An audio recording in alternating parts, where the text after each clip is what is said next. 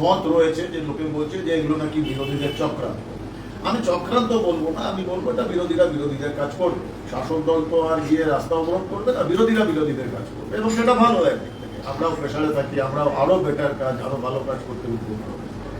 অন্নপূর্ণা ভান্ডার নিয়ে কিন্তু বারংবার আমাদের বাংলার মাননীয় মুখ্যমন্ত্রী জানিয়েছেন কোথায় প্রসেস, কি প্রসেস, এগুলো জানানো হয়েছে। আমরা হোয়াটসঅ্যাপ ইউনিভার্সিটিতে বিশ্বাস করে ফেলি, হোয়াটসঅ্যাপ যা বলে সেটাই সত্যি। বাংলার মাননীয় মুখ্যমন্ত্রী যেটা বলছেন সেটাতে ভরসা রাখছে না, এটা কিন্তু অন্যায়। এবং এইটা প্রচার করবার জন্য শাসক দল হিসাবে কালকেও মুখ্যমন্ত্রী বলেছেন যে আমাদের যে মহিলা মোর্চার কর্মীরা তারা মানুষের বাড়িতে বাড়িতে যাবে, যার বাড়িতে সমস্যা আছে এই অন্নপূর্ণা ভান্ডার নিয়ে তাদের বাড়িতে আমাদের মহিলা মোর্চার কর্মীরা গিয়ে বোঝাবেন এবং তাদের সাহায্য করবেন। দেখুন, অন্নপূর্ণা ভান্ডারের ৩-৪টে ক্যাটাগরি। একটা ক্যাটাগরি যাদের ক্লিয়ার হয়ে গেছে, যারা রেগুলার টাকা পাচ্ছেন, তাদের নিয়ে কোনো সমস্যা। একটা ক্যাটাগরি আছেন যারা হয়তো প্রথম মাসের টাকাটা পেয়েছেন, দ্বিতীয় মাস থেকে টাকাটা পাচ্ছেন না, এবং তখন তারা যুক্তির মধ্যে না গিয়ে চিন্তা চাচামেচি করে ফেলছেন। আমি অস্বীকার করবো না, এটা একটা জায়গা। দেখুন, পুরসভাগুলো হচ্ছে একটা জায়গা যেটা প্রশাসন এবং মানুষের মধ্যে একটা সেতু বন্ধন করে। অবভিয়াসলি বিধায়ক আছে, বিধায়ক সেতুটা দেখাশোনা করবে, সেতুটা কাজ করছে কিনা। কিন্তু আমার কাছে তো সেই ইনফ্রাস্ট্রাকচার নেই, আমি তো আর পোর্টাল নেই, আমি তো আর 10টা লোক বা 50টা লোক নিয়ে ঘুরে বেড়াচ্ছি না, আমার কাছে ওয়ার্ড মাস্টার নেই, আমি করবোটা কি?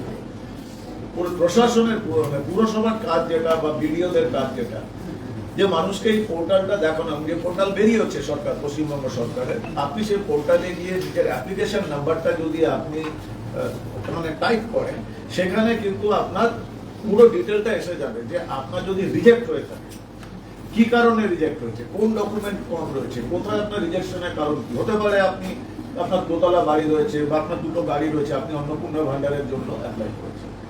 মাননীয় মুখ্যমন্ত্রীর খুব পরিষ্কার নির্দেশ বা বার্তা রয়েছে, বাংলার একজনও যোগ্য মা বোন তারা বাদ যাবেন না, কিন্তু একই সঙ্গে একজনও অযোগ্য কাউকে দেওয়া হবে না।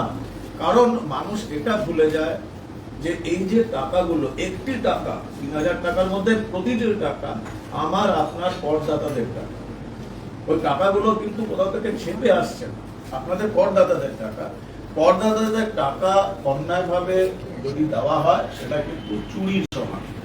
আমরা বিগত তৃণমূল সরকারে আমরা দেখেছি, যখন আমরা তখন তো ছিল লক্ষ্মীর ভান্ডার, আমরা যখন সার্ভে হলো ২.৫ লক্ষ পুরুষ তারা লক্ষ্মীর ভান্ডার পেয়েছে। যে নারায়ণ কখন মানে বলে ১০,০০০ ভগবান ভূত, তৃণমূলের আমলে নারায়ণ লক্ষ্মী হয়ে গেছে।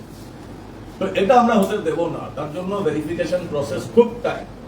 সেখানে সরকার বারবার বলছে যে যদি আপনার রিজেকশন হয়, আপনি পোর্টালে যান, আপনি জানতে পারবেন কেন রিজেকশন হচ্ছে। সেটা যদি ডকুমেন্টের হতে পারে, আপনি কোনো একটা পার্টিকুলার ডকুমেন্ট আপলোড করেননি, বা আপনি যখন হার্ড কপি দিতে গেছেন, ভিড়ের মধ্যে হয়তো একটা আধার কার্ড মিসপ্লেস হচ্ছে, সামথিং কিছু একটা হয়েছে, সেটা আপনার ওখানে পরিষ্কার লেখা থাকে যে আপনার প্যান কার্ড জমা করেনি বা আপনার ব্যাংক ডিটেল জমা করেনি, আপনি রিঅ্যাপ্লাই করুন। তৃতীয়ত, প্রথম মাসে পাওয়ার পরে আপনি অনেক সময় পাচ্ছেন না, সেখানে আপনি খোঁজ করলেই জানতে পারবেন, পোর্টালে গেলেই জানতে পারবেন, পরিষ্কার রয়েছে যে ব্যাংকের কেওয়াইসি নেই, তার জন্য ব্যাংক আর ট্রানজাকশন হচ্ছে না। কারণ এগুলো সব ডাইরেক্ট ব্যাংক থেকে বেনিফিশিয়ারি কাছে। আগে যেমন হতো দালালি, টাকা দিচ্ছে ক্যাশ, সেটা থেকে আপনি কাটমানি নিয়ে, এখন তার জায়গা নেই। 100% কেন্দ্রীয় সরকার, রাজ্য সরকারের সমস্ত প্রকল্পের টাকা ডিবিটি হয়, ডাইরেক্ট ব্যাংক ট্রান্সফার, এবং সেখানে ব্যাংকের নিয়ম তো মানতে হবে। আপনার যদি কেওয়াইসি না থাকে, আপনার রিজেক্ট হবে। তো এই সমস্ত সুযোগ সুবিধা রয়েছে। এবং দেখুন, আমার কথা হচ্ছে ১,৬০,০০,০০০ লোককে এখন দেওয়া হয়েছে, এখনো রেগুলার যারা পাচ্ছে।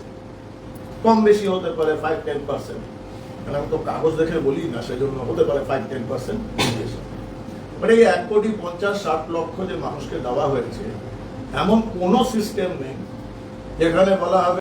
আমি দায়িত্ব নিয়ে বলতে পারি, শাসক দলের একজন বিধায়ক হিসাবে, আইনসভার সদস্য হিসাবে, ভারতীয় জনতা পার্টির দলীয় কর্মীরা, আমাদের সমস্ত সমর্থক কর্মী, সরকারি অফিসার, আমরা কোন রকম ডিভিয়েশন করছি না কারোর সঙ্গে। আপনি যাই হন না কেন, আপনি পশ্চিমবঙ্গের বৈধ নাগরিক, SIR এ আপনার নাম রয়েছে, আপনি যে ইকোনমিক কন্ডিশন গুলো রয়েছে সেগুলো আপনি ফুলফিল করছেন, আপনার বয়স এই থেকে এই অবধি, আপনি পাবেন। তাতে দেরি হতে পারে ভেরিফিকেশনের জন্য, আমাদের ভুলে গেলে চলবে না। ভেরিফিকেশনটা যে লেভেলে হচ্ছে, অন গ্রাউন্ড, সেই স্কুলের শিক্ষকরাই হোক, কর্মচারী হোক, পুরসভা হোক, যারাই হোক, বাইরের পৃথিবী থেকে তো লোক আনা সম্ভব নয়। তারা কিন্তু একই সঙ্গে সেন্সাসের কাজও শুরু হয়ে গেছে জানেন, তারা এই অন্নপূর্ণা ভান্ডার করছেন, তারা আবাস যোজনা করছেন, যত রকম ডেভেলপমেন্ট প্রজেক্ট হচ্ছে সবকিছুই তারাই সার্ভে করছেন। তারা হিউম্যান বিং, তারা কেউ স্কুলে চাকরি করে। সো একটু সময় লাগছে, ধৈর্য ধরুন, যোগ্য একজন ব্যক্তিরও নাম বাদ যাবে না। অন্নপূর্ণা যোজনার টাকা না পেয়ে দিকে দিকে বিক্ষোভের মাঝে এভাবেই বার্তা দিলেন বিজেপি বিধায়ক দীপাঞ্জন চক্রবর্তী।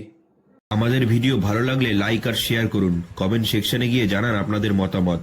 আরও ভিডিও পেতে আমাদের চ্যানেল এখনই সাবস্ক্রাইব করুন এবং প্রতি মুহূর্তের খবরের আপডেট পেতে প্রেস করুন বেল আইকন।